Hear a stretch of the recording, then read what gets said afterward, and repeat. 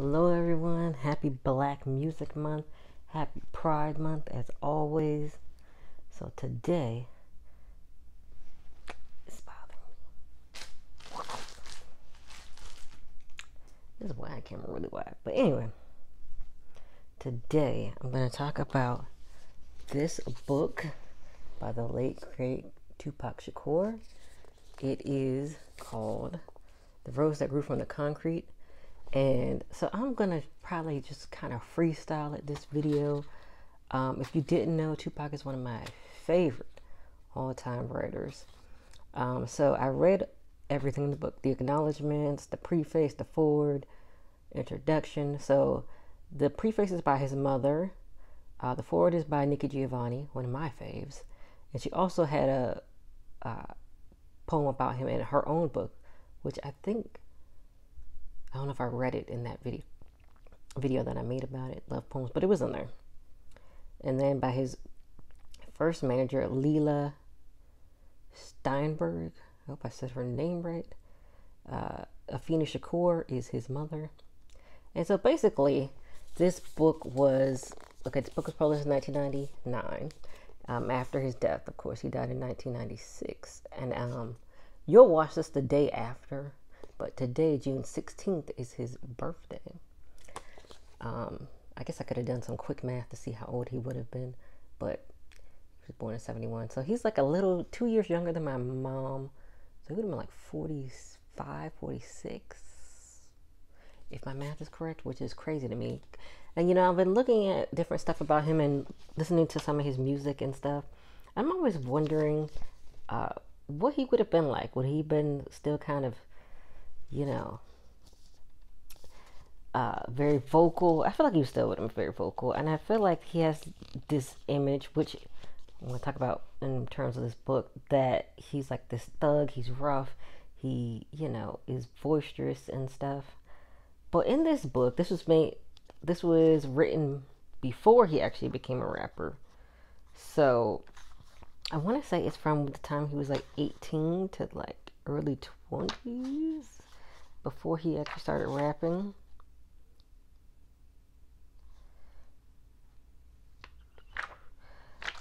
Yeah, I think that was it from what I can remember from the preface. But I just want to give an overall rating for the book. I'll give it a 10 out of 10. I would highly recommend, especially if you're like a huge Tupac fan like me.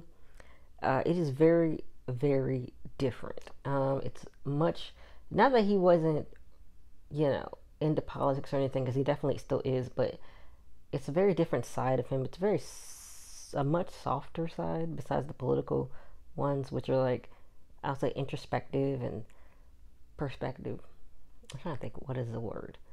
Observant of our justice system and things like that. So, but yeah, I would recommend it. 10 out of 10. This was like on Amazon for like, I don't even think $20, maybe 13, 15. It wasn't that much. And its poems are pretty short. I read this in an hour, and I'm a slow reader. So if I read this in an hour, if you're a fast reader, you could probably read this in half an hour. It does have like 70 something poems. With the foreword and everything, it's 149 pages. But the foreword and things, those are also pretty short. So yeah, it's not a long read, but yeah. So I'm gonna read some. So what I'm gonna do, I'm gonna read ones that I wrote for, because of course, the poetry book, I gotta write poetry. And then I'll read another one. So I wrote to the main poem, the first poem, in the first section. So they're in 3 sections. The first section is The Rose That Grew from the Concrete. And one thing that I love is that you can see those are handwritten poems, and they just typed it. And one that I really love, this is in a different section, but as you can see the whole page, everything that he wrote, all the things he drew, and I really love that you can see that. And Tupac had this really interesting thing where he would, instead of putting 2, the word T-O, he would put the number 2, or if it's dedicated to somebody, he would put 4, whoever. And of course, I'm going to read the one for Jada because I know you all want to hear it. There's like two for Jada, so I'm going to read them both, but it's not in this section. So this is The Rose That Grew from the Concrete. It says autobiographical. Did you hear about the rose that grew from the crack in the concrete? Proving nature's laws wrong, it learned to walk without having feet. Funny it seems, but by keeping its dreams, it learned to breathe fresh air. Long live the rose that grew from the concrete when no one else even cared. Isn't that pretty good? So I wrote my own poem to that one. I don't know where I put my bookmark now, y'all. Oh, so I can keep the place. So of course it's called The Rose That Grew from the Concrete. And for each poem, I did kind of the beginning lines and the end lines. And then I just wrote my own stuff in the middle. So this is The Rose That Grew from the Concrete. Did you hear about the rose that grew from a crack in the concrete? Proving nature's laws can be defied. Proving something beautiful could come from a tough place. Proving that you can grow from anywhere. Long live the rose that grew from the concrete when no one else cared. So I really like that because it just shows that from hard places you can grow up and you can be anything you want to be. You can be hugely famous. You could be, now I'm not going to say anything unrealistic, but you can do and be almost anything. I know it's hard out here, especially now. Everything's high, everything's this, everything's that, but with me especially, like, I'm trying to really follow my dreams, even if I'm not a millionaire, trillionaire, billionaire, even though I went the wrong order, millionaire, billionaire, trillionaire. I at least want to know, okay, I'm doing something I love, even if I'm not the wealthiest woman on earth. You know what I mean?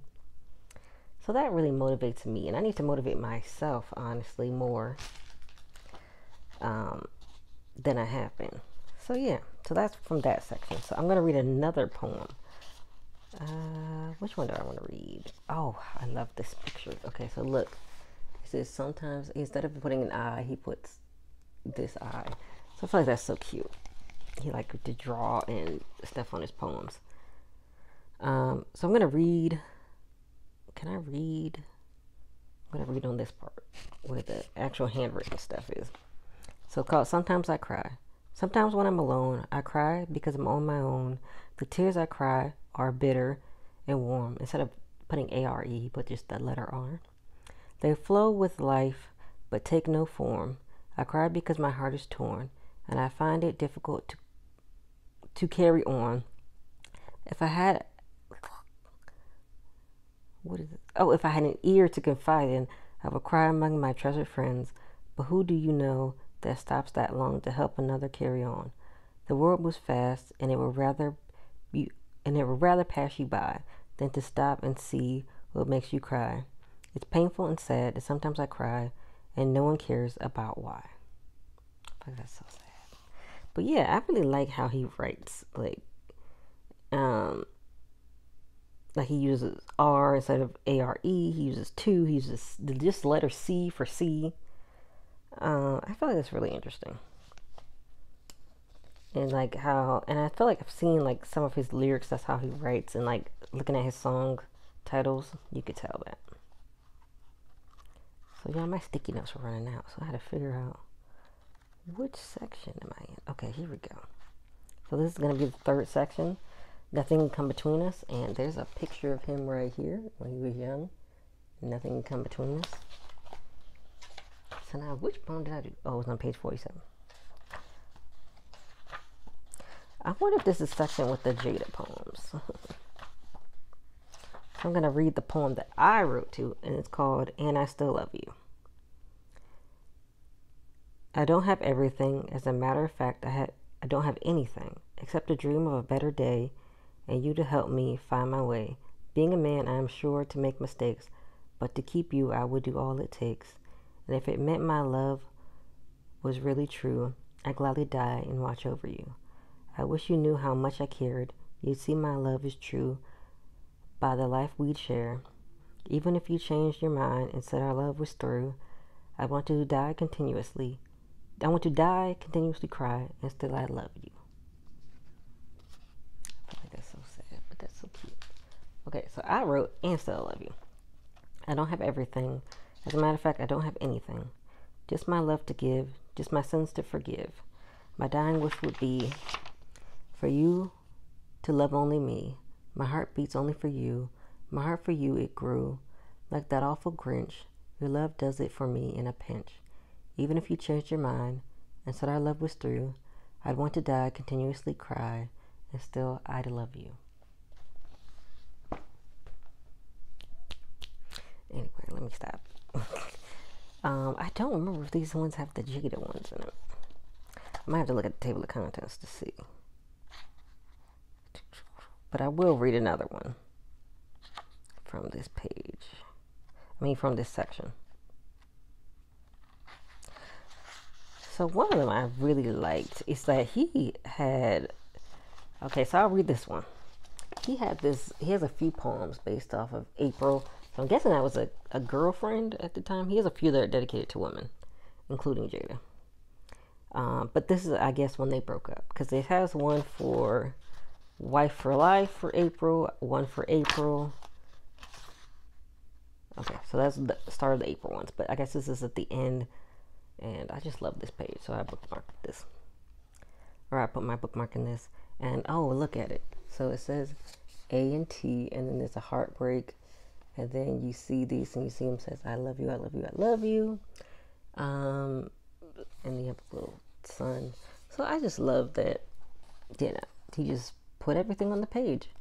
So I'm going to read it from the page. Tears from a star for me in April. My tears, they fall with passion, like tears conceived from stars.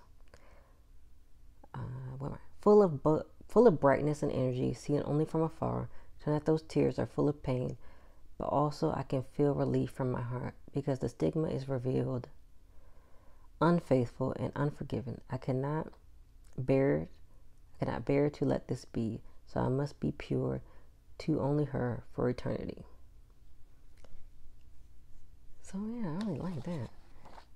This must not be what the Jada ones are. Let me check the table of contents, because I know y'all want to see, I know y'all want to hear them. I know you do.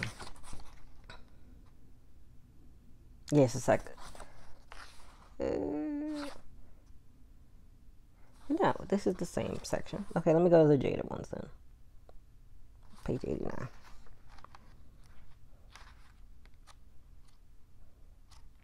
Because I know you want to hear them. All right.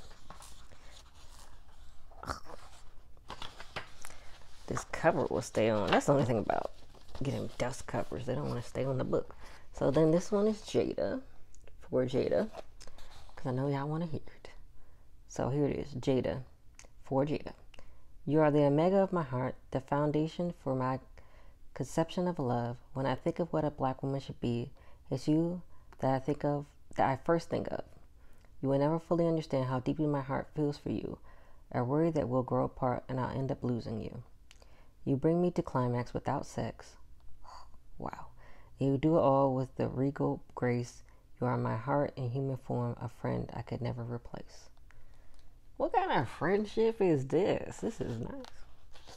I ain't had no male friend like this. Okay, so there's one more for Jada. Tears in Cupid's eyes. It says for Jada. The day you chose to leave me, it rained constantly outside. In truth, I swore there rained to be tears in Cupid's eyes. So yeah, so those are the ones that mainly were made for Jada. So yeah, Jada, what kind of friendship is she got going on? I think I did the wrong. No, I did. Okay. So is it in 3 or 4 sections? Because they got, okay, the rest of the group on the concrete. Nothing can come between us, just aggressive freedom. Okay. So there's 4 sections. Oops, did I miss something? Y'all, I did. But since I didn't write in one of the sections, I will. Yeah, I did not. I was supposed to write each section, but I missed one. But this is just a breath of freedom. There's Tupac. So I'm gonna actually just read one from this section. Okay, this one, isn't that cute? So it's called The Sun and the Moon. Your ways are similar to rays of the sun, warm too many but too strong for some. There, the more you are needed, the brighter you shine. Watch for too long, and your brilliance will blind the eyes of mortal men who threaten you with doom. They regret to see you set, but it is time for the moon. How could you not love this? How could you not? Okay, so I'm going to read one of the political ones. So it's called Fallen Star. It's for Huey P. Newton. They can never understand what you set out to do, except they choose to ridicule you. When you got weak, they loved the sight of your dimming and flickering starlight. How could they understand that what was so intricate to be loved by many, so intimate they wanted to see your lifeless corpse? This way you could not alter the course of ignorance that they have set to make my people forget what they have done for you for much too long, to just forget and carry on. I had loved you forever because of who you are, and now I mourn for a fallen star. So, wow. Yes, intense. Okay. So, now let's go to the last section, which is Liberty Needs Glasses. And as you can see, he has a, I don't know if you can see it, but it says Panther Power down here. As I hope you can see it. So yeah, this is the last section. So this is not the one I wrote to, but I'm going to read it anyway. Liberty needs glasses. Excuse me, but Lady Liberty needs glasses, and so does Mrs. Justice by her side. Both the broads are blind as bats. Stumbling through the system, Justice bumped into Mutulu and tripping on Guillermino Pratt, but stepped right over Oliver and his crooked partner Ronnie. Justice stepped her big toe on Mandela, and Liberty was misquoted by the Indians. Slavery was a learning phase forgotten without a verdict, while Justice on a rampage for endangering surviving black males. I mean, really, if anyone valued life and cared about the masses, they'd take them both to Penn Optical and get 2 pairs of glasses. So yeah, that's cool. That's pretty good. So the one I wrote to is called The Unanswerable Question. The question is, when will there be peace on earth? And the answer is, when the earth falls to pieces. Which I feel like is so simple, but yet so powerful. So I did my poem, The Unanswerable Question. So the question is, when will there be peace on earth? And my answer is, when humans become extinct. Because that's when it'll be. That's what I'm convinced of.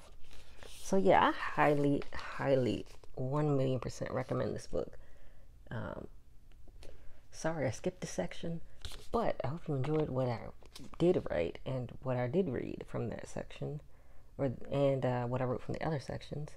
So have you read the book? Will you read the book now? Will you check it out? I hope you will. So yeah, happy Black Music Month. So this week I talked about Death Row all week.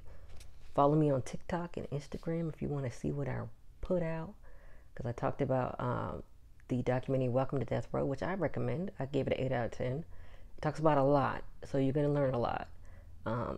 But if you want something in depth, I would definitely recommend starting there and then branching out.